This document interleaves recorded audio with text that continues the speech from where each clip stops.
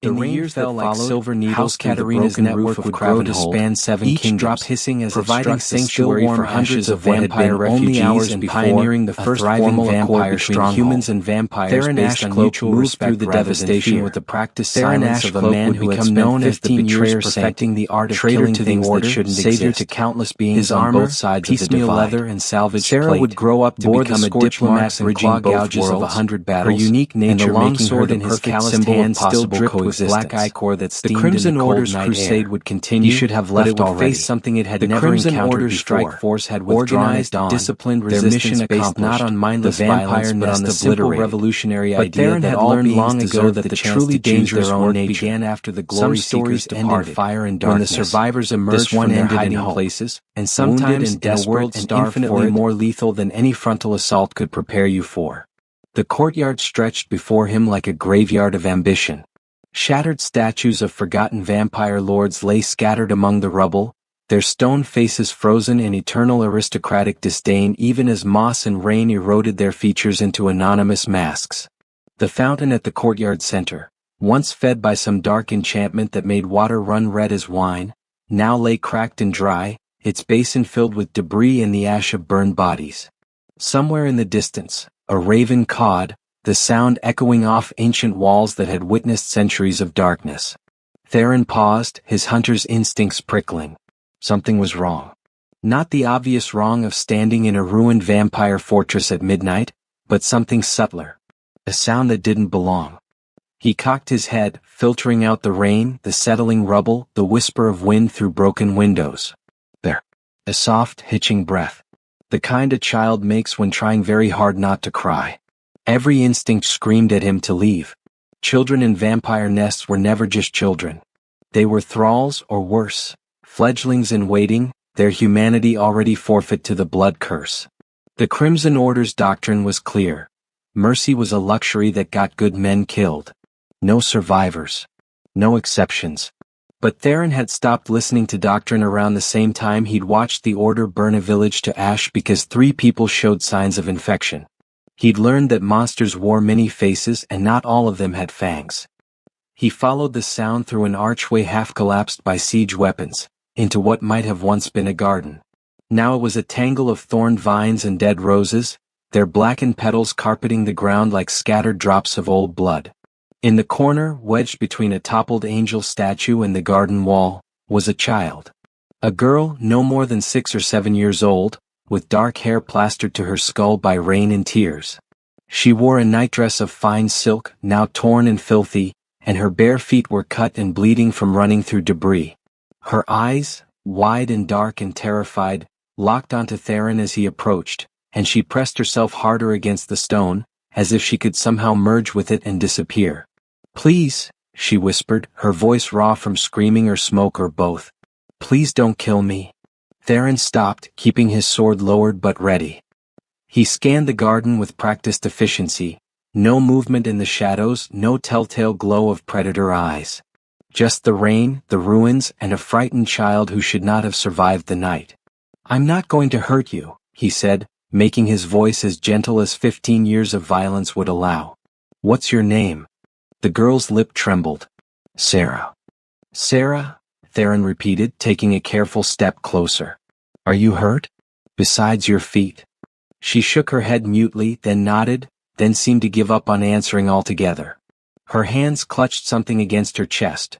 A stuffed rabbit, Theron realized, one ear missing and its button eyes hanging by threads. "Where are your parents, Sarah?" The question broke something inside the child. Her face crumpled and she began to sob, great heaving gasps that shook her small frame. "Mama told me to hide," she managed between sobs. "She said no matter what I heard, I had to stay hidden until someone came for me. But then there was fire and screaming and... She couldn't continue. Theron felt something cold and familiar settle in his chest. Guilt. The kind that came from knowing you were part of the machine that created moments like this, even when the cause was just. Even when the monsters were real. He crouched down, making himself smaller, less threatening. "Your mother was very brave," he said quietly. "She saved your life. Is she dead?" Sarah's voice was tiny, already knowing the answer. Theron had spent years learning to lie convincingly. It was a survival skill in his line of work. But something about those dark, devastated eyes stripped away his practiced deceptions. "Yes," he said. "I'm sorry." The girl nodded slowly as if she'd been waiting for the confirmation more than dreading it. "She's with the night now," Sarah whispered. "That's what she always said. When things died, they went back to the night, and the night kept them safe forever." It was a vampire teaching, Theron recognized. The kind of poetic fatalism the blood drinkers used to romanticize their cursed existence. Which meant this child was deeper in their world than he'd hoped. "Sarah," he said carefully, "I need to look at your neck. Can you move your hair for me?" The girl's eyes widened with understanding beyond her years. "You want to see if I'm one of them?" "I want to make sure you're safe," Theron corrected, though it amounted to the same thing. Slowly, reluctantly, Sarah brushed her wet hair aside, exposing the pale skin of her neck. No bite marks. No scarring. No sign of the kiss that would have marked her as a thrall or fledgling. Theron felt tension he hadn't realized he was carrying ease from his shoulders. "You're all right," he said, and meant it. "You're going to be all right." "What's going to happen to me?" Sarah asked, lowering her hair. It was the question Theron had been avoiding thinking about. The Crimson Order didn't maintain orphanages. Children recovered from vampire nests were typically handed over to the church, where they were raised with intensive religious education designed to purge any lingering darkness from their souls. It was a hard life, often brutal, but it was considered merciful compared to the alternative. Theron had seen what became of those children. He'd met some of them later as adults, hollow-eyed fanatics who saw demons in every shadow and sin in every pleasure. They survived, technically, but something essential had been burned out of them along with the supposed taint. He looked at Sarah, at her stuffed rabbit and her bare feet and her eyes that had already seen too much, and made a decision that would alter the trajectory of his entire life. "I'm going to take you somewhere safe," he said. "Somewhere the Order won't find you. Can you walk?" Sarah nodded, then hesitated. "Are you going to keep me?" The innocent question struck Theron like a physical blow. "I don't know," he admitted. "But I'll make sure you're taken care of. I promise." "Mama said never trust promises from the Daywalkers," Sarah said, but she stood up anyway, wincing as her cut feet touched the ground.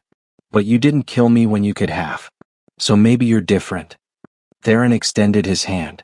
After a moment, Sarah took it, her small fingers cold and trembling in his calloused palm. He pulled her gently to her feet and was about to lead her toward the garden's exit when every combat instinct he'd honed over 15 years screamed a warning. The temperature dropped 10 degrees in an instant. The rain seemed to slow, each drop hanging in the air a heartbeat longer than physics allowed. And the shadows began to move with purpose. Theron spun, putting himself between Sarah and the garden's entrance, his sword rising into a guard position. His free hand pushed the child behind him, feeling her grab onto his coat with desperate strength. The vampire appeared not with the theatrical flourish of lesser blood drinkers, but with the inevitable certainty of an executioner's axe. One moment the archway was empty. The next she was there as if the darkness itself had been waiting to birth her into the world. She was tall, nearly 6.5 feet, with the kind of presence that made the space around her seem insufficient to contain her power. Her skin was the pale white of moonlight on marble, flawless and cold, seeming to emit its own subtle luminescence. Long hair the color of a raven's wing fell past her shoulders in waves that defied the rain, remaining perfectly arranged despite the downpour. She wore armor that looked grown rather than forged, black metal with organic curves and edges, fitting her form like a second skin, with a high collar that framed her face like a dark halo. A cloak of shadow-like material billowed behind her though there was no wind, and from her back emerged wings, not the bat-like membranes of lesser vampires, but great feathered structures of black and deep crimson that spanned easily 12 feet when fully extended. But it was her eyes that held Theron paralyzed. They glowed with crimson light, not like embers but like molten rubies backlit by an inferno, and they contained depths of fury and pain and terrible purpose that made his hunter's courage falter. This was no feral vampire, no mindless thrall or newly turned fledgling. This was old power. This was a progenitor, one of the vampire lords who'd walked the earth for centuries, accumulating power and knowledge and the kind of refined cruelty that came from watching generations of humans live and die like mayflies. "Step away from my daughter," the vampire said, and her voice was like velvet wrapped around a blade, beautiful and utterly lethal. "Step away now, and I will grant you a death swift enough to be called mercy." The word, daughter, hung in the air like a thunderclap. Theron felt Sarah stiffen behind him, felt the small hands clutching his coat tighten painfully. "Mama," Sarah whispered, and the sound contained such complex emotion, hope and fear and desperate love, that Theron felt his certainty begin to crack. He'd made assumptions. Fatal assumptions. He'd seen a child in a vampire nest and assumed she was a victim or a thrall. He'd seen the fine clothes and the educated speech and dismissed them as the trappings of aristocratic blood drinkers dressing up their prey. It had never occurred to him, never even crossed his mind, that a vampire could be a mother in any meaningful sense. "Lady Katerina," he said, the name coming to him from intelligence briefings he'd studied before the assault. "The Crimson Order believed you died in the initial bombardment." "The Crimson Order," Katerina said with infinite contempt, "believes many things. Most of them convenient fictions that allow them to sleep at night after committing atrocities in daylight." She took a step forward and Theron felt the temperature drop further. Frost began to form on the dead roses. "You murdered my household. You burned my home. You slaughtered people who had lived in peace for decades, who had harmed no one, whose only crime was being born different from you. Your household fed on humans," Theron said, keeping his voice steady despite the fear threading through his veins. "We found the bodies. The disappearances traced back here for. You found the bodies we gave proper burial to."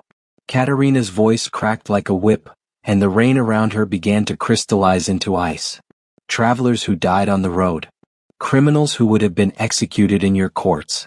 The sick and the old who came to us seeking the embrace of immortality rather than slow decay. We took no one unwilling.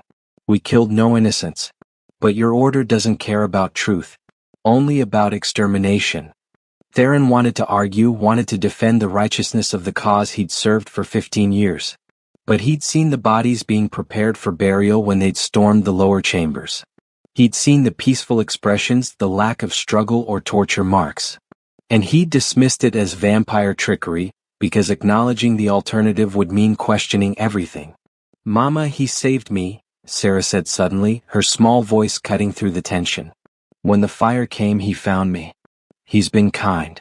Katerina's eyes flickered to her daughter, and for a moment, the terrible fury softened into something achingly vulnerable. "My starlight," she said, and her voice nearly broke. "Did they hurt you?" "No, Mama. I hid like you said. I was so scared, but I hid and then he found me." The vampire's gaze returned to Theron, and now it contained something more dangerous than anger, calculation. "You're one of them," she said slowly. "One of the Order's hunters. Yet you didn't kill my daughter when you found her. Why?" It was the question Theron had been asking himself. "She's a child," he said simply. "She's a vampire's child. By your laws, by your doctrine, she's tainted. Corrupted. Better dead than allowed to grow under my influence." Katerina's voice was bitter with old wounds. "I've seen your mercy before, Hunter. I've seen the orphanages and the purification camps. Don't pretend you saved her. You merely delayed her suffering." "I wasn't going to take her to the Order," Theron said, and realized as he spoke that it was true. Somewhere in the last few minutes, he'd made a decision that would make him a traitor to everything he'd known. "I was going to take her somewhere safe. Away from all of this." Katerina laughed, a sound like breaking crystal. "Safe? There is nowhere safe. Not for her, not anymore. Your people have seen to that. This was our sanctuary, our last refuge, and you turned it to ash. There is no negotiation here, Hunter. Give me my daughter, or I will take her from your corpse." Theron felt Sarah trembling against his back, felt the weight of impossible choices pressing down on him. He could fight. He was good, one of the Order's best.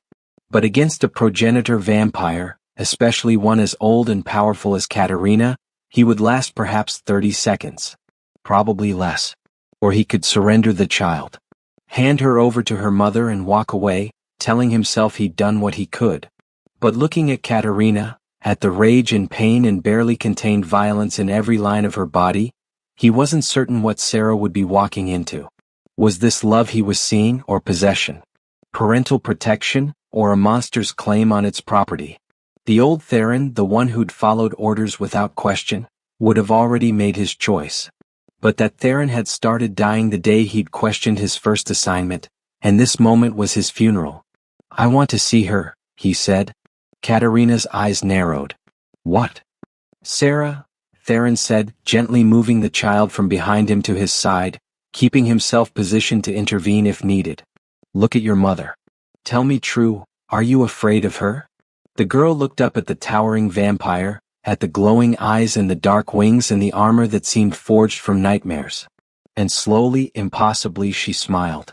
"Mama," she said, and pulled away from Theron's protective grip to run toward Katerina with the heedless abandon of a child who knew with perfect certainty that she was running toward safety. Katerina caught her daughter and sank to her knees in one fluid motion, folding the small body against her chest with desperate gentleness. Her wings wrapped around them both, creating a cocoon of shadow, and Theron heard a sound he'd never expected to hear from a vampire, a choked sob of pure relief. "My starlight, my darling, my treasure," Katerina whispered, her face buried in Sarah's hair. "I thought I'd lost you. I thought they'd—" Her voice broke completely and she simply held her daughter, rocking slightly, making soft sounds of comfort and heartbreak. Theron stood transfixed, his sword suddenly feeling impossibly heavy in his hand. He'd killed vampires. Dozens of them. He'd staked and burned and beheaded creatures that preyed on humanity, and he'd done it with the righteousness of the just. But he'd never seen this. He'd never seen a vampire cry. Long minutes passed. The rain continued to fall. Theron became aware that his hand was shaking, that something fundamental in his understanding of the world had shifted and would never shift back. Finally, Katerina looked up. Tears streaked her pale face, real tears, red as blood, but tears nonetheless. "Thank you," she said to Theron, and the words seemed dragged from somewhere deep and painful. "You could have killed her. You should have by your laws. But you didn't. Why?" Theron lowered his sword, letting the point rest on the ground. "I don't know," he admitted. "Maybe I'm tired of killing. Maybe I've seen too many children's eyes go empty. Maybe," he trailed off, searching for words. "Maybe I needed to believe that not everything is as simple as the order teaches." Katerina studied him with those burning eyes, and Theron felt as if she was reading every secret he'd ever kept, every doubt he'd ever harbored, every sin he'd ever committed. "You're a killer," she said finally. "I can smell the blood on you. See it in your aura. You've taken many of my kind." "Yes," Theron said. "No point in denying it. Yet you showed mercy to a child who should have been your enemy. Chose compassion over doctrine." Katerina stood, still holding Sarah, her wings folding back into a more relaxed position. "That makes you either the most dangerous kind of fool or something I thought extinct, a human with the capacity for growth." "I don't know what I am anymore," Theron said, and the admission felt like confession. "Mama," Sarah said, tugging on her mother's armor. "He needs help. The other hunters, they'll kill him if they find out he let me go." Katerina's expression flickered with surprise. Perceptive child. Her gaze returned to Theron. "She's right. The moment your order learns you spared a vampire's daughter, you become hunted. They'll call you corrupted, compromised.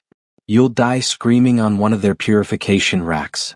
Theron knew she was right. He'd seen it happen to others who'd shown hesitation, who'd questioned orders. The order did not tolerate weakness, and mercy was the ultimate weakness in their theology.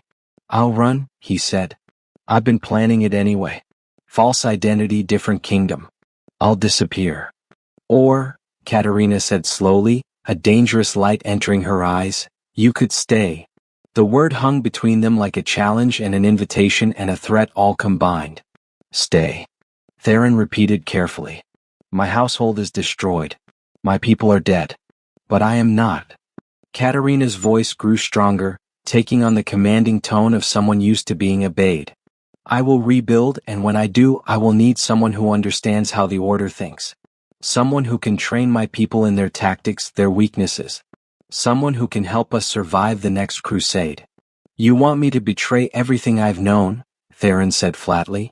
I want you to choose which version of everything you believe, Katerina corrected.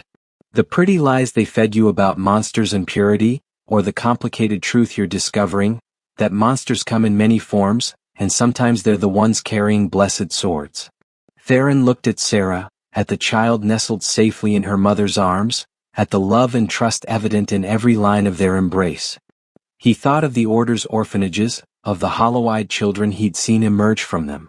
He thought of the bodies in the lower chambers, peaceful and cared for. He thought of 15 years of certainty crumbling like ashes in rain. If I stay, he said carefully, I have conditions. Katerina's eyebrow rose. You're negotiating? How bold. No killing innocents. No feeding on the unwilling. No creating thralls or fledglings without consent. Theron's voice was firm despite his fear. I won't help you become the monsters they claim you are. And if I refuse your terms? Then I'll walk away and you can find someone else to teach you tactics. The tension stretched thin as a razor's edge. Theron was acutely aware that he was standing in a ruined fortress, alone, facing a vampire progenitor who could kill him with a gesture. His survival depended entirely on Katerina's whim. Then Sarah spoke up. Mama, please. He's nice. He promised to keep me safe. Katerina's expression softened as she looked at her daughter. He did he? She turned back to Theron, and now there was something like respect in her burning gaze. Very well, Hunter. I accept your conditions. Not because you demand them, but because they align with how I already choose to live. Her smile was sharp as broken glass. Unlike your order, I don't need to be a monster to survive. Theron felt the weight of the moment settle on his shoulders, the weight of betrayal and hope and terrible uncertainty. Then I'll stay, he said. At least until I've helped you rebuild enough to be safe. Until, Katerina repeated, tasting the word. We shall see. Temporary arrangements have a way of becoming permanent when both parties discover they serve each other well. She extended her free hand, the one not holding Sarah. Theron hesitated only a moment before taking it. Her skin was cold as marble, but her grip was firm, and when their palms met, he felt a tingle of power, a covenant being formed, witnessed by the rain and ruins and the broken bodies of both their peoples. Welcome to House Katerina, Theron Ashcloak, the vampire said formally. May you find here what you could not find among your own kind, purpose, truth, and perhaps something approaching peace. May I not regret this more than I already do, Theron replied, attempting humor to cover his profound unease. Sarah giggled, the sound impossibly light in the darkness. You're funny, she said. I like you. Well, Theron said, managing a smile despite everything. At least someone does. Katerina's expression remained serious. Come. The rain is cold and my daughter needs shelter and healing. We have much to discuss, you and I, alliances to forge, plans to make, and histories to share. But first, you must understand what you've truly agreed to. She turned and began walking toward a section of the fortress that appeared less damaged, her wings creating a canopy that kept the rain off Sarah. Theron followed, his sword still in hand, his heart still racing, his mind still reeling from the magnitude of what he'd just done. Behind them, the ruins of Cravenhold smoldered in the rain, a monument to violence and the death of simple certainties. Ahead lay territory unmapped by any doctrine Theron had ever studied, the borderland between human and monster, where the line that had once seemed so clear dissolved into shadows and nuance. As they passed under an archway into the surviving wing of the fortress, Theron caught his reflection in a rain-slicked window. He looked the same scarred face, same warrior's build, same eyes that had seen too much death. But he knew that something essential had changed. The man who'd entered Cravenhold that morning as a righteous hunter had died somewhere in that garden, and the person walking these darkened corridors was someone new. Someone undefined. Someone who had protected his enemy's child and now walked beside that enemy toward an uncertain future. The story Theron had told himself about heroes and monsters was ending. And the story that would replace it, the one written in rain and blood and impossible choices, was only just beginning. The surviving wing of Cravenhold proved more extensive than its ruined exterior suggested. Katerina led Theron through corridors that descended deep into the mountain the fortress had been built against, past defensive positions now unmanned and great halls empty of the aristocratic vampires who'd once held court there. Emergency lighting, some kind of bioluminescent fungus cultivated along the walls, provided a ghostly blue illumination that made everything feel submarine and strange. They emerged into what appeared to be a sanctuary, a vast chamber carved from living rock with a domed ceiling that rose 50 feet overhead. Unlike the Gothic opulence of the upper levels, this space held an almost monastic simplicity, sleeping alcoves carved into the walls, a central hearth currently cold and dark, and at the far end, a series of rooms that likely served as private quarters. The sanctuary chambers, Katerina explained, gently setting Sarah down. The child's feet left small bloody prints on the stone floor. Built by my great-grandsire 3 centuries ago as a refuge during the Purification Wars.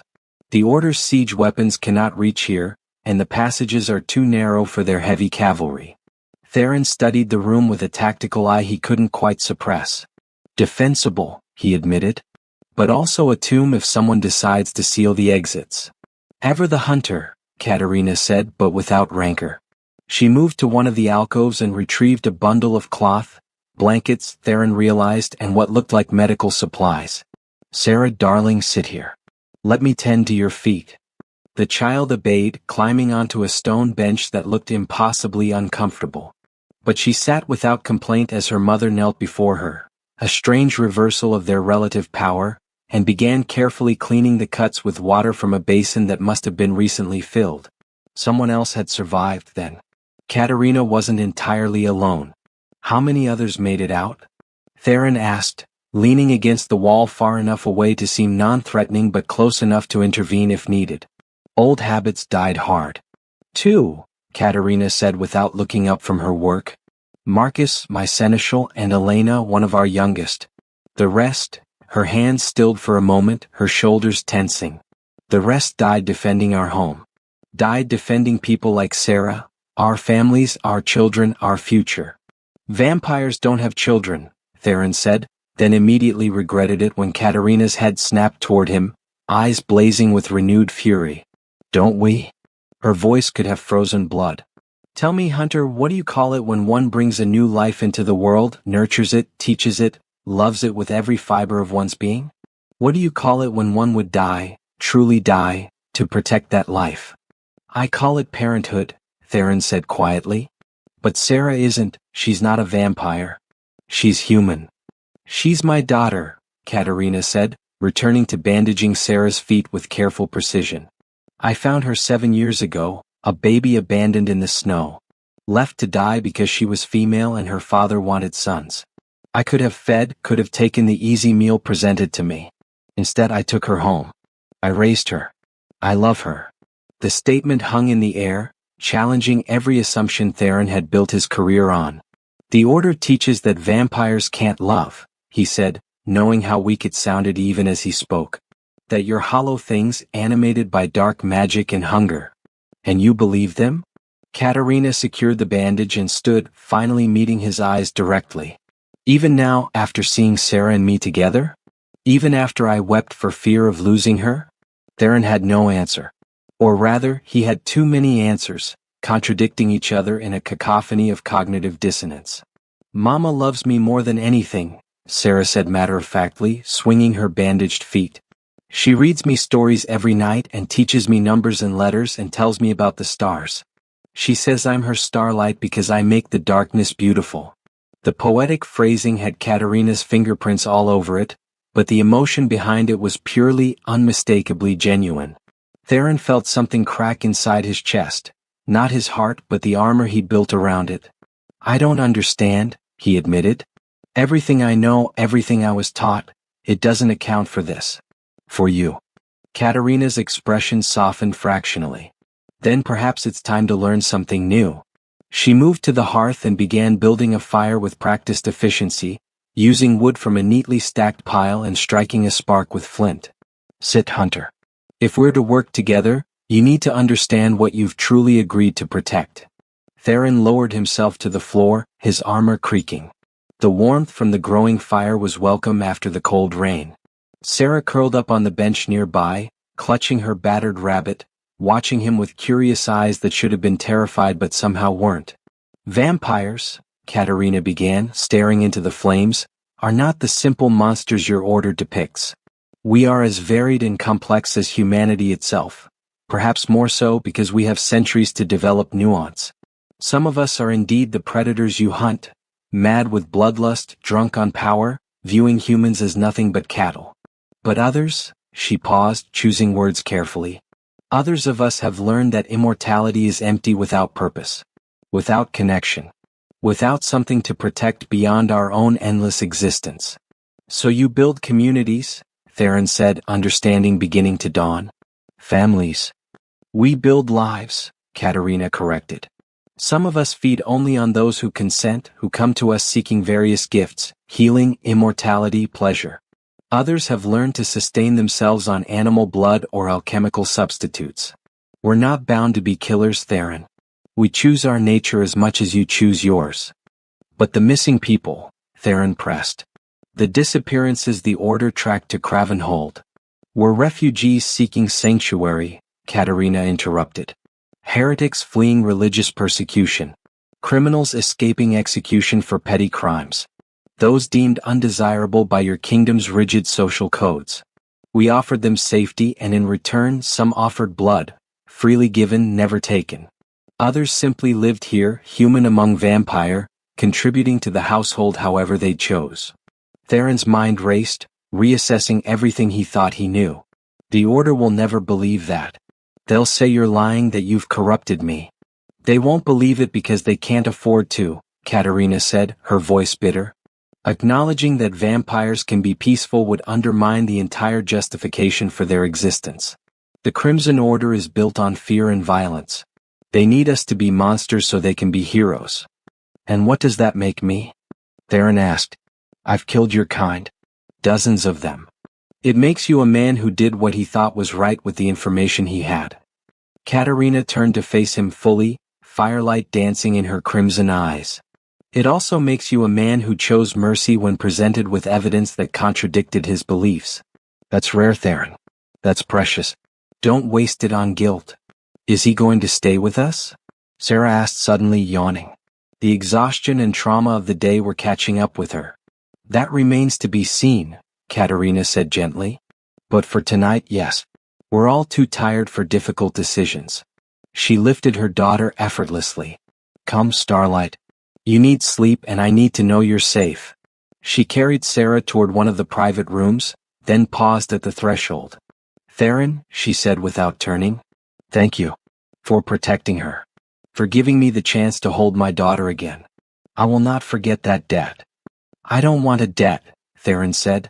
No, Katerina agreed. You want understanding. Truth. Perhaps absolution for the blood on your hands. I can't give you the last one, but I can offer the others. Sleep now.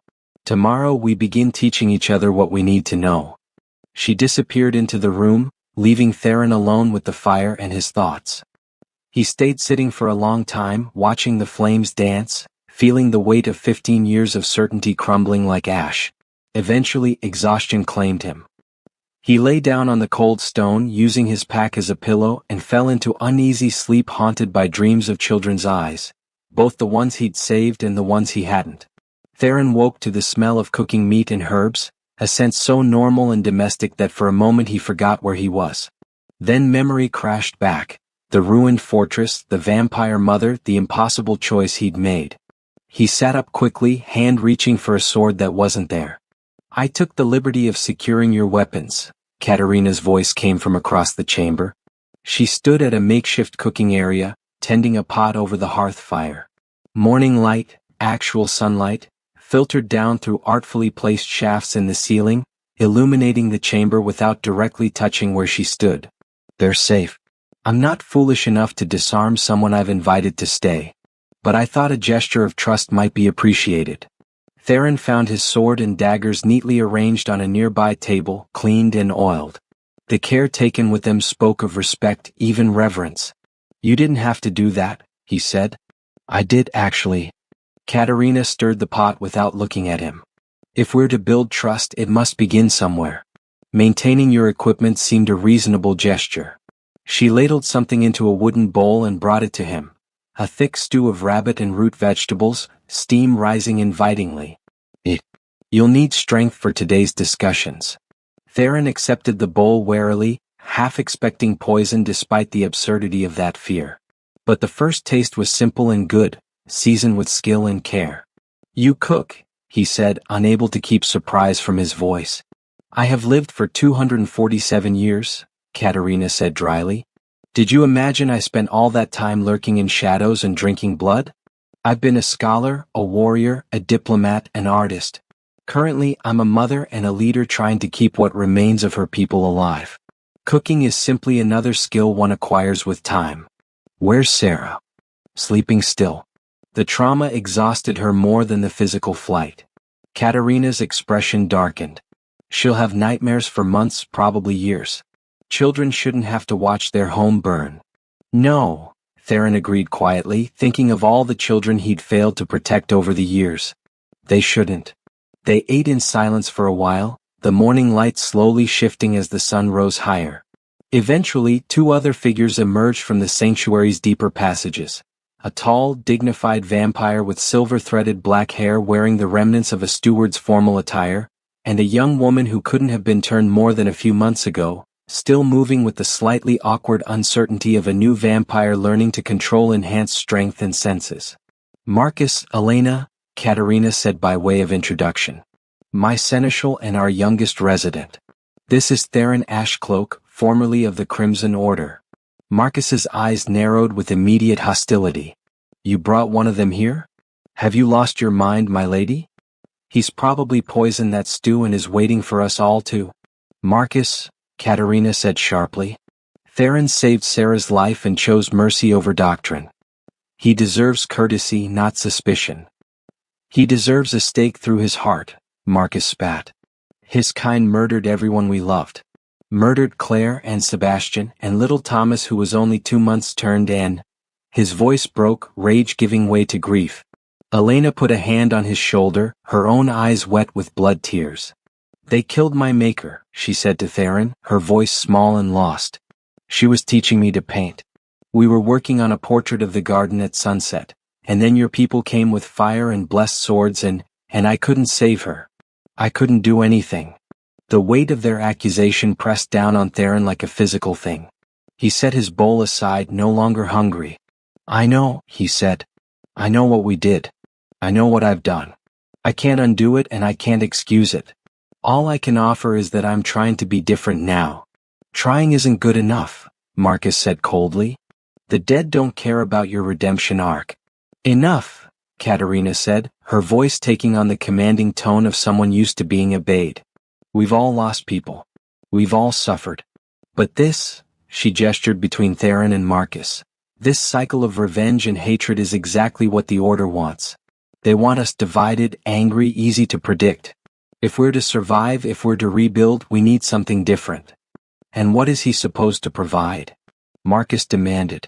What could a hunter possibly offer us? Information, Theron said, finding his voice. I know how the Order thinks. How they plan their campaigns. Their tactics, their weaknesses, their internal politics.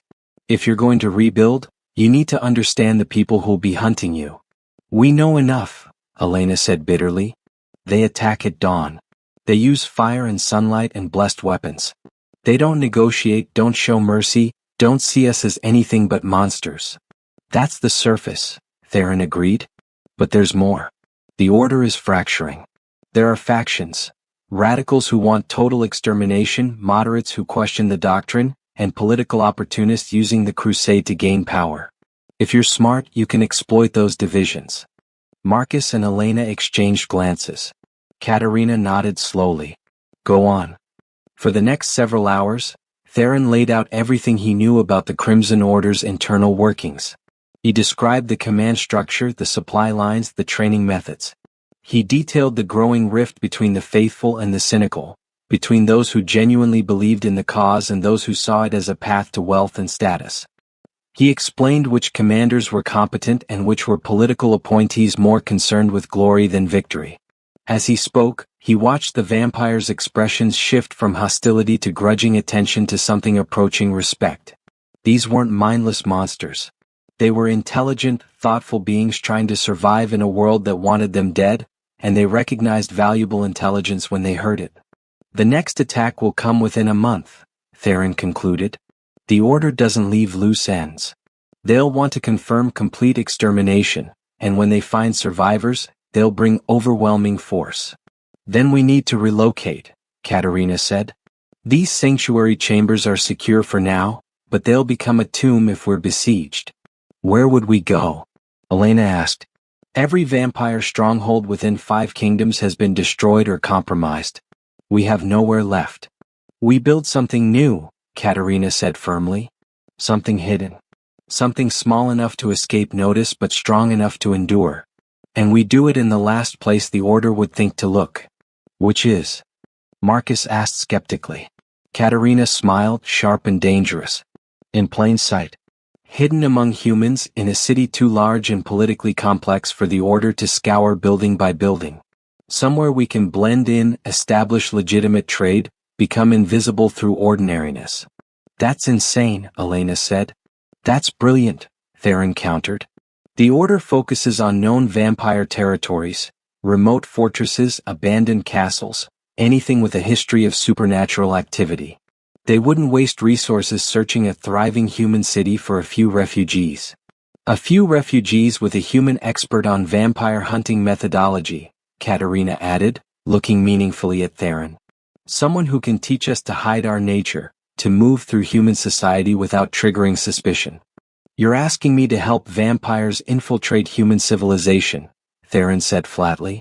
I'm asking you to help people survive, Katerina corrected. People who happen to be vampire. There's a difference. Marcus laughed bitterly. Listen to us. Debating philosophy while our loved ones are barely cold. This is madness. This is necessity, Katerina said. Madness would be staying here waiting for the next attack. Madness would be seeking revenge and painting bigger targets on our backs. Survival requires adaptation, and I am tired, so tired, of watching my people die for the crime of existing. The vulnerability in her voice silenced them all. Theron saw, perhaps for the first time, the weight Katerina carried, not just the grief of recent loss, but the accumulated sorrow of centuries. How many times had she built a home only to watch it burn? How many people had she loved and lost? How much of her was scar tissue, and how much remained capable of hope? Where's Mama? Sarah's small voice interrupted the heavy silence. The girl stood in the doorway of the bedroom, rubbing sleep from her eyes, her bandaged feet shuffling carefully on the stone floor. Katerina's expression transformed instantly, hardness melting into gentleness. Here, Starlight. I'm here. She moved to scoop up her daughter, settling her on one hip with practiced ease. Did you sleep well? I had bad dreams, Sarah admitted. About fire. I know, darling. I know. Katerina stroked her daughter's hair with infinite tenderness. But we're safe now. And we're going to find an even better home, somewhere the fire can't reach. Can he come? Sarah asked, pointing at Theron. The hunter man? All eyes turned to Theron, waiting. The moment stretched, heavy with consequence. He thought about the Order, about the brothers in arms he'd fought beside for 15 years. He thought about the oaths he'd sworn, the lives he'd taken, the certainty that had guided every decision.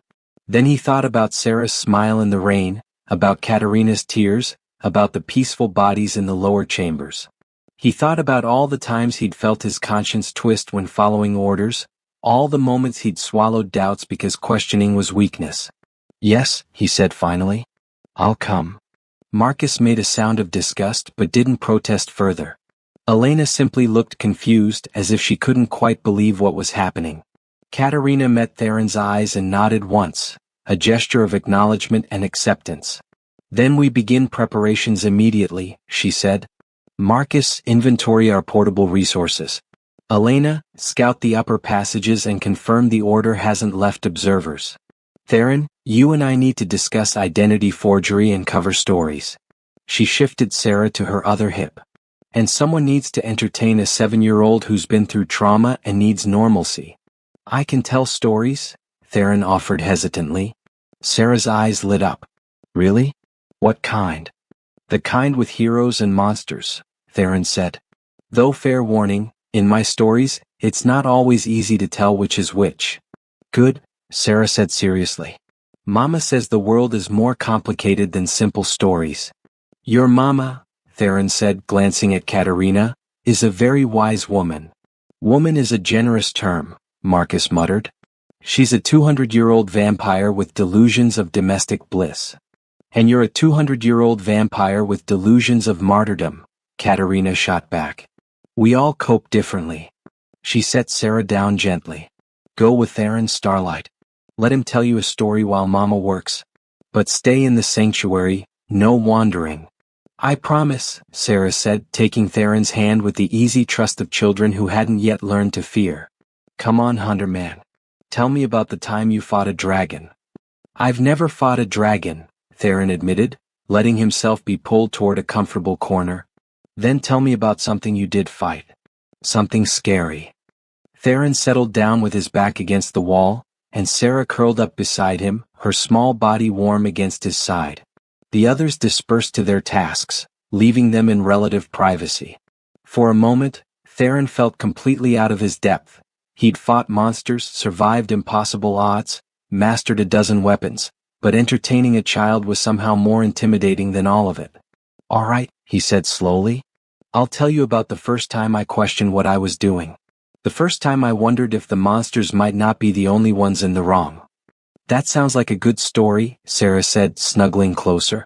And so Theron talked, spinning out the tale of a village he'd been sent to purge, where they'd found not a nest of vampires but a single old woman who'd accepted the dark gift to survive long enough to raise her orphan grandchildren. He told it honestly, the fear, the doctrine, the choice he'd made to follow orders despite his doubts. He told her about the children's faces when they realized what was happening. That's a sad story, Sarah said when he finished. Yes, Theron agreed. It is. Are you going to make sad stories now? Or different ones? It was such a simple question, but it cut to the heart of everything. Different ones, Theron said, and meant it. If I can. Good, Sarah said, yawning. Mama says everyone deserves a chance to write a better story. She fell asleep against him, her breathing soft and steady, her trust absolute despite every reason she had to fear men like him. Theron sat very still, afraid to wake her, and felt the last pieces of his old identity crumble away. Across the sanctuary, Katerina glanced over and their eyes met. She didn't smile, but something passed between them, recognition, perhaps. Or the acknowledgement of a shared burden. They were both protectors now, both trying to shield something precious from a world that wanted to destroy it. The covenant they'd formed in the rain was settling into something solid, something real. And Theron discovered that he was no longer afraid of what that might mean. 3 weeks later, Theron stood at the edge of a forest overlooking the city of Ashenvale, watching morning light paint the distant walls gold and amber. Behind him, concealed in the tree line, Katerina adjusted the hood that would protect her from direct sunlight during their approach. Marcus and Elena were a few dozen yards back, keeping Sarah entertained while the adults finalized their plans. The journey from Cravenhold had been grueling but uneventful. They traveled mostly at night, using back roads and game trails that kept them away from prying eyes. Theron had forged identity papers for them all. Katerina was now Lady Catherine Ashford, a wealthy widow from the northern provinces. Marcus was her steward, Elena her ward, Sarah her daughter by birth. Theron himself was Captain Theodore Ashe, a retired military officer who'd served the northern lords before taking employment with the widow's household. It was a good cover built on half-truths and careful research. Ashenvale was large enough to absorb newcomers without excessive scrutiny, wealthy enough that a widow with money wouldn't seem remarkable, and most importantly, it was administered by secular authorities who kept the Crimson Order at arm's length. The church had influence but not control. It was as safe as anywhere could be for vampires trying to hide. Second thoughts? Katerina asked, moving to stand beside him. In daylight, with her hood up and gloves covering her pale hands, she looked almost human, a beautiful woman with sharp features and the bearing of aristocracy. Constant thoughts, Theron admitted. But I'm committed. That's not the same as convinced. No, he agreed. But it'll have to be enough. They stood in companionable silence for a moment, watching the city wake. Theron could see merchants setting up market stalls, guards changing shifts at the main gate, early risers going about their morning routines. Normal human life, blissfully unaware of what was about to enter their midst. Sarah seems happy, Theron said. Considering everything. Children are resilient, Katerina replied. And she has you now. Another anchor to normalcy. It helps. I'm not her father. No, but you're something. A guardian. A friend. A reminder that not all humans see her as tainted goods. Katerina's voice softened.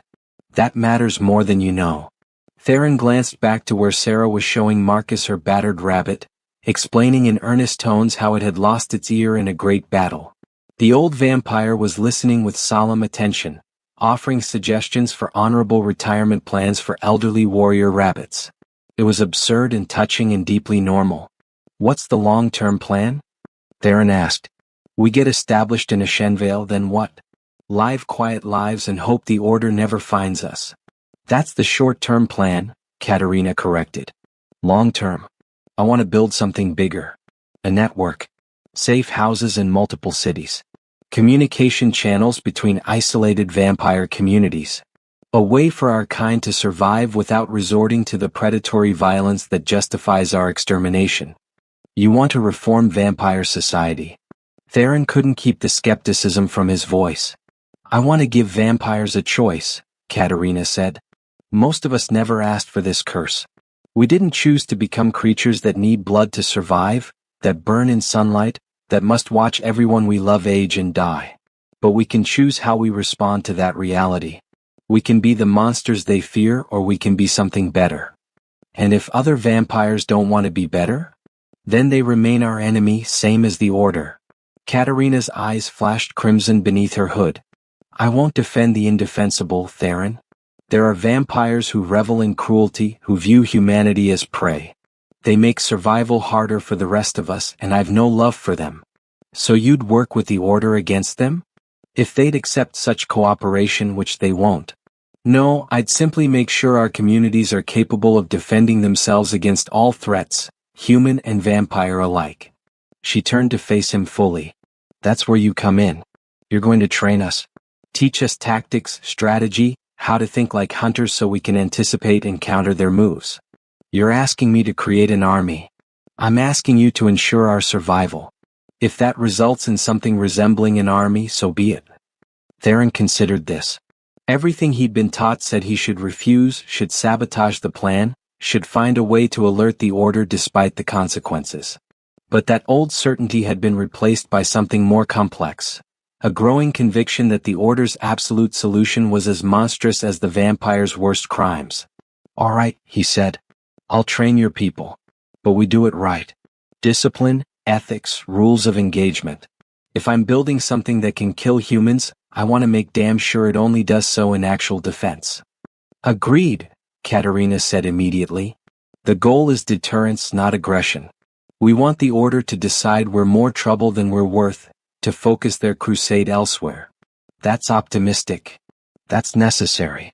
Pessimism is a luxury for people who can afford despair. I have a daughter to protect. As if summoned by the mention, Sarah came running up, her bandages now replaced with proper shoes Theron had purchased from a traveling merchant. Are we going to the city now? Marcus says there's a library with thousands of books.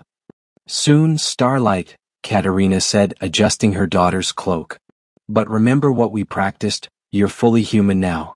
No mention of vampires or blood or anything from the old home. Can you do that? Sarah nodded seriously.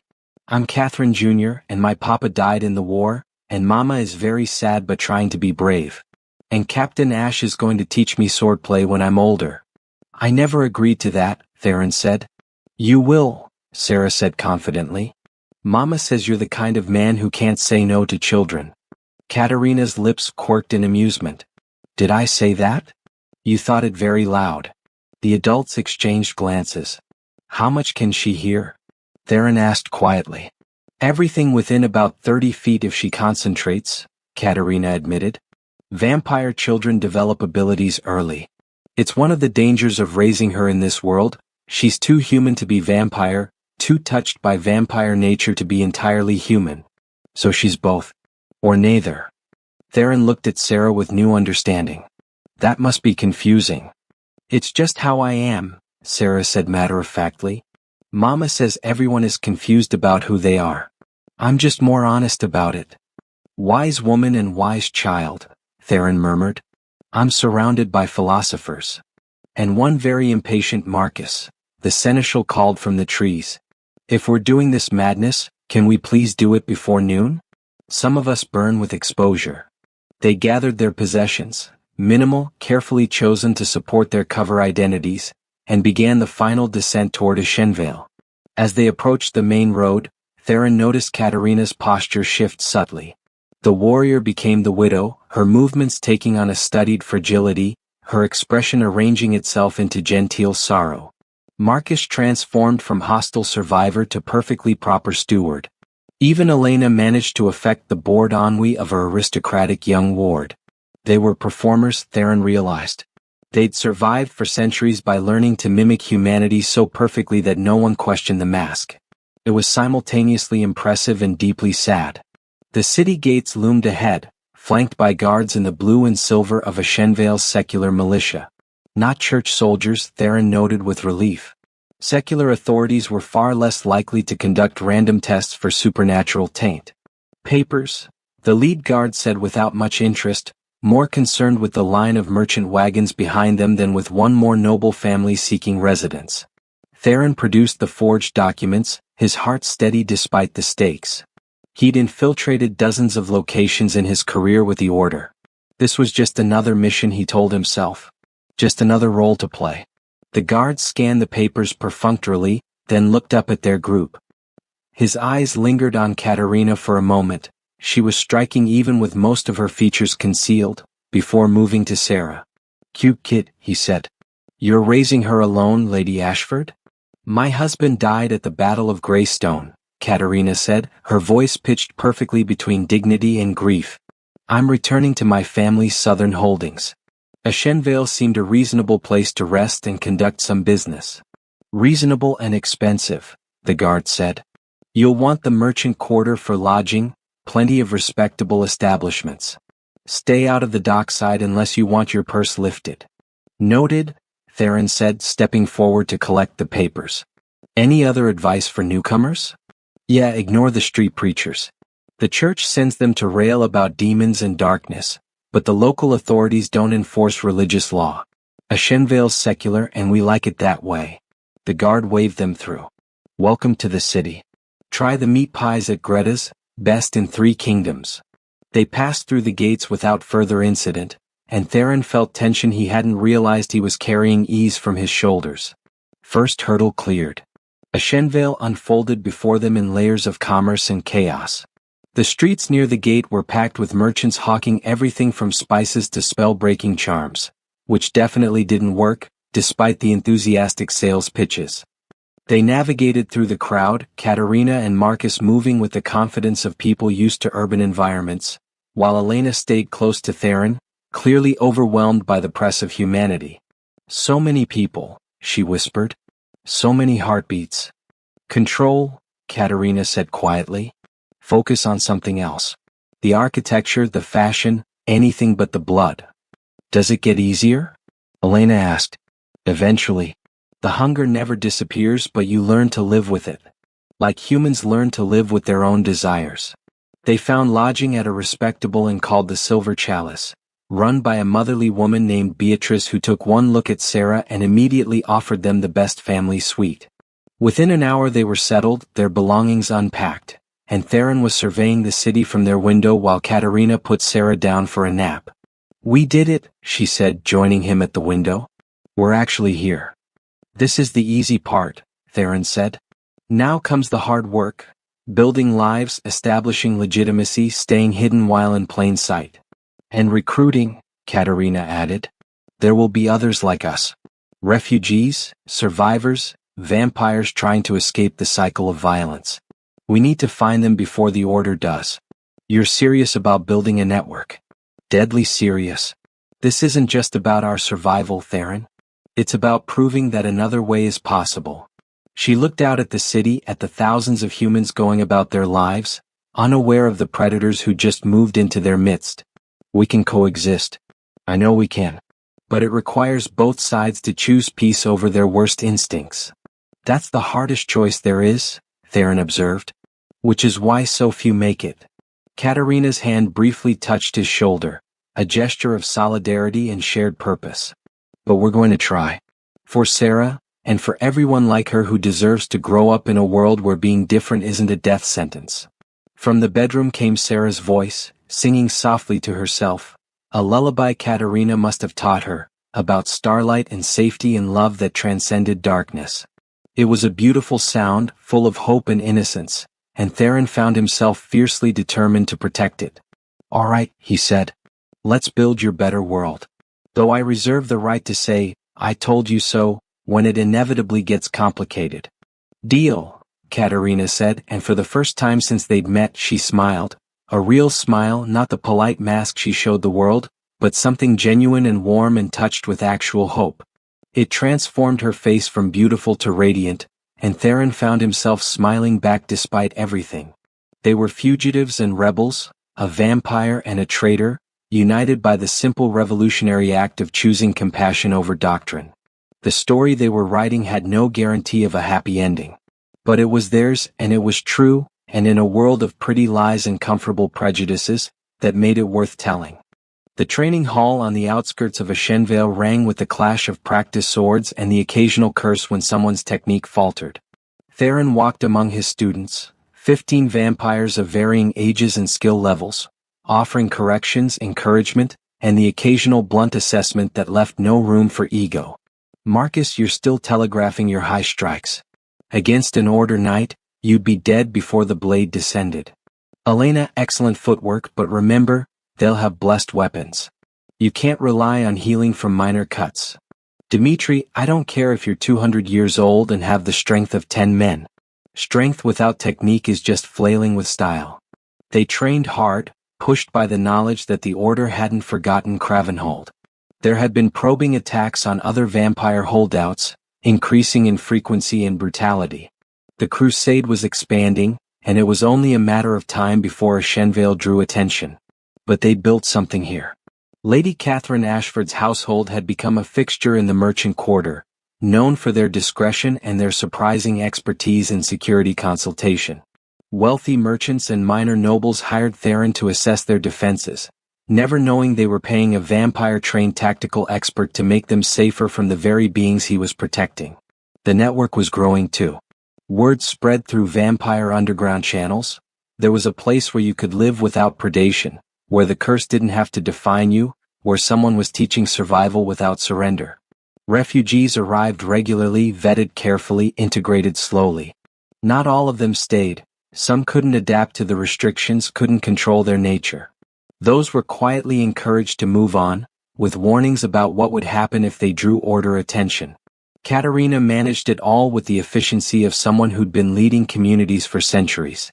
She'd established legitimate business interests, cultivated relationships with local authorities, and created a web of informants that gave them early warning of Order movements. She was brilliant, ruthless when necessary, and devoted to building something that would outlast her. And Sarah thrived. She attended a local school using their cover identity, made friends, learned to navigate both the human and vampire aspects of her existence. She still had nightmares sometimes, but less frequently. And she'd attached herself to Theron with a kind of trust that was both flattering and terrifying in its implications. Again, Theron called and the training resumed. He moved to where Katerina stood watching from the doorway, a ledger in hand, always working. They're improving, she observed. They're adequate, Theron corrected. Give me another 6 months and they'll be dangerous. A year and they might actually survive a coordinated Order assault. Ever the optimist. I prefer realist. Optimism gets people killed. Katerina closed her ledger and looked at him directly. You've been here 6 months, Theron. You could leave any time. Your debt, if there ever was one, is paid. Yet you stay. Why? It was a question she'd never quite asked directly before. Theron considered his answer carefully. Because this matters, he said finally. What we're building here, It's not perfect and it's probably doomed to fail eventually. But it's better than what came before. It's better than blind hatred and cyclical violence. And maybe, if we're very lucky and very smart, we can prove that coexistence is possible. You've become quite the idealist. I've become quite the hypocrite, Theron corrected. I still believe most of what the Order taught me about vigilance and preparedness. I just no longer believe that extermination is the only answer. That's not hypocrisy.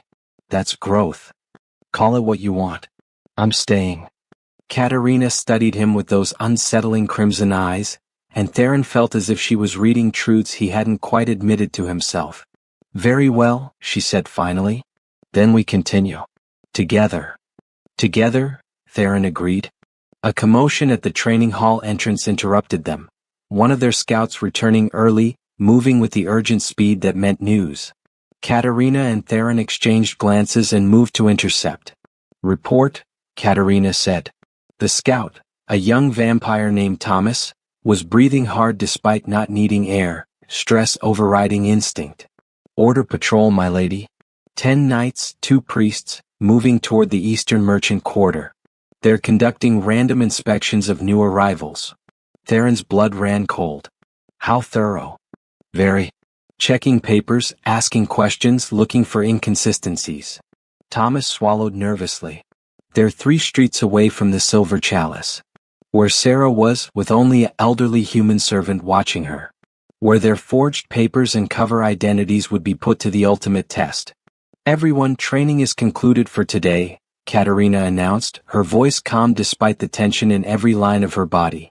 Disperse quietly, use your secondary routes, and remember, you don't know each other. If questioned, you've never been here. The vampires vanished with impressive speed, 15 people becoming ghosts in under 30 seconds. Only Marcus and Elena remained, looking to Katerina for instructions. Marcus, secure our sensitive documents. Elena, alert our people in the merchant quarter. Anyone who can't pass inspection needs to leave now. Katerina turned to Theron. With me. We need to reach Sarah before they do. They moved through Ashenvale's back streets with practiced efficiency. Katerina's had pulled up against the afternoon sun, Theron's hand never far from his concealed weapons. His mind raced through contingencies. If they were caught, if their cover was blown, if Sarah said something innocently damning. The Silver Chalice came into view and Theron's heart sank. Order Knights were already there, their distinctive armor, steel with gold trim and the Crimson Cross emblem, impossible to miss. One of them was questioning Beatrice the innkeeper, while others checked the registry. Too late, Katerina breathed. We're too late. Not yet, Theron said, a desperate plan forming. Follow my lead and trust me. He straightened his coat, adopted the bearing of a minor military officer, and walked directly toward the knights as if he had every right to be there. Katerina followed, playing the concerned widow perfectly. Gentlemen, Theron said in his most authoritative tone. What's the trouble? I'm Captain Theodore Ashe, head of Lady Ashford's household security. Has there been a threat? The lead knight, a grizzled veteran with the cold eyes of a true believer, looked him over. Order business, he said shortly. We're conducting inspections. You're associated with Lady Ashford? I'm employed by her, yes. Is there a problem? That depends. Your employer is listed as a recent arrival from the northern provinces. The Order has concerns about refugees from vampire-controlled territories bringing contamination south. Contamination, Theron repeated, letting his voice carry just enough offense. My lady's husband died fighting vampires at Greystone. She's hardly likely to harbor sympathy for the creatures that made her a widow. Nevertheless, procedure must be followed. We'll need to interview her and inspect her household. The knight's gaze shifted to Katerina. Lady Ashford, I presume? I am, Katerina said, her voice steady. Though I confess I find this harassment puzzling. I've been a law-abiding resident of Ashenvale for 6 months, paid my taxes promptly, and contributed to local commerce. What exactly am I suspected of? Nothing specific, my lady. But the Order's mandate is clear. Vigilance protects everyone. Vigilance or paranoia? Katerina's tone sharpened with the perfect aristocratic indignation. I wonder what my cousin the Duke of Hartwell would say about Order Knights harassing his family without cause. It was a calculated risk, invoking noble connections that might or might not be verified. But it worked. The knight's expression flickered with uncertainty. Alienating actual nobility was politically dangerous, even for the order. I'm certain the Duke would understand the necessity of security measures, he said, but his confidence had wavered. If you'd simply consent to a brief inspection. Mama? Sarah's voice rang out from the inn's upper window. Captain Ash, you're back. Every eye turned upward. Sarah leaned out the window, waving enthusiastically, her face bright with innocent joy. She looked perfectly, undeniably human. A child welcoming home trusted guardians with the kind of genuine affection that couldn't be faked. Sarah, inside now, Katerina called, but her voice carried warmth rather than anger.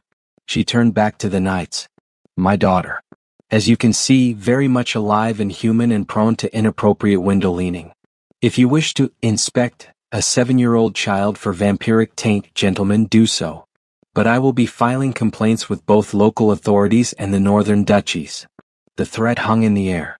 The lead knight looked between Katerina, Theron, and the cheerfully waving Sarah, clearly doing calculations about political fallout versus doctrinal purity.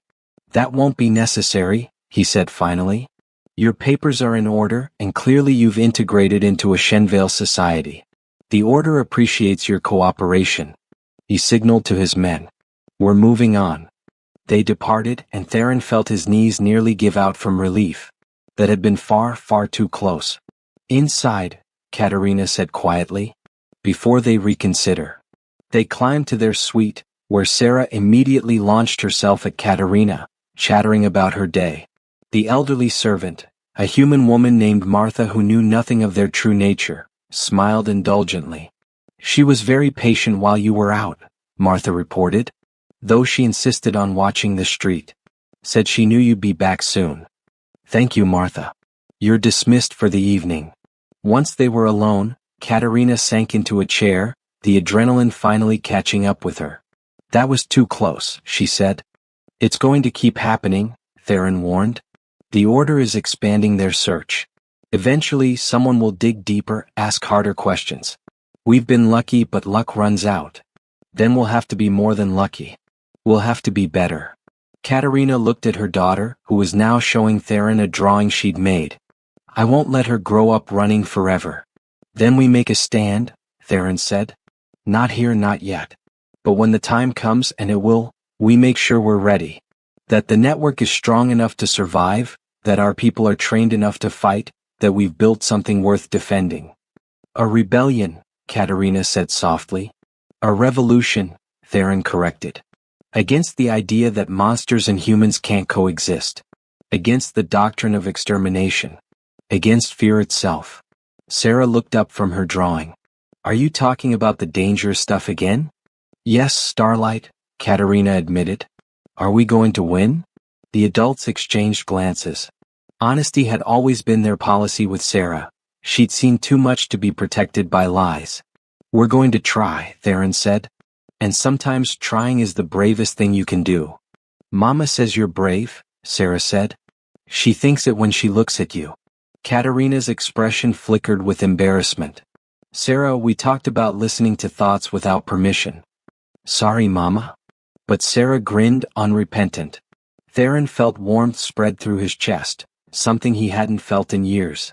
Not just acceptance but belonging. This strange, impossible family, a vampire mother, a cursed child, a traitor knight, and the growing network of people who refused to be defined by others' expectations, had become his purpose. The road ahead was dangerous. The Order wouldn't stop. Eventually there would be a reckoning, blood and fire and impossible choices. But they would face it together, and that made all the difference. All right, Theron said, settling into the domestic scene as if he'd been made for it. Who wants to hear a story before dinner? Me, Sarah squealed. Something with a happy ending this time, Katerina requested. We could all use one. A happy ending, Theron mused. Let me tell you about a warrior who learned that the greatest battles aren't always fought with swords. Sometimes, the most revolutionary act is choosing to protect your enemy's child and discovering they weren't your enemy at all. As he spoke, weaving a story that was part truth and part hope, Theron looked around the room. At Katerina listening with that subtle smile. At Sarah hanging on every word. At the life they were building one defiant day at a time. He'd protected his enemy's child, and the vampire mother had demanded not his death, but his partnership. She demanded his humanity when he'd been in danger of losing it. She demanded that he see her people not as monsters, but as beings worthy of the same dignity and chance at life that he'd always taken for granted. It was the most important demand anyone had ever made of him. And he was honored, truly deeply honored, to spend whatever time he had left meeting it. The story they were writing was far from over. But this chapter at least was ending well. And in a world of darkness and violence, that was enough. It was more than enough. It was everything.